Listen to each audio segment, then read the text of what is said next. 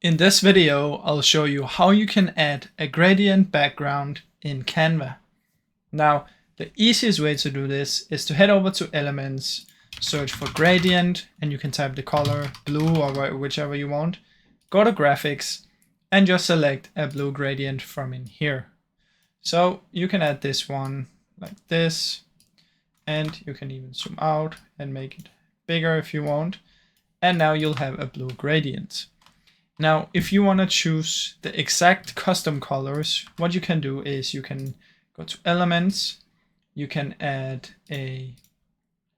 one of these shapes, fill the shape out, and then come in here to the color, select add a new color, gradient, and then you can choose the colors. So if we just do a little bit like this, you'll be able to see that you can make the exact colors that you want and make a gradient this way.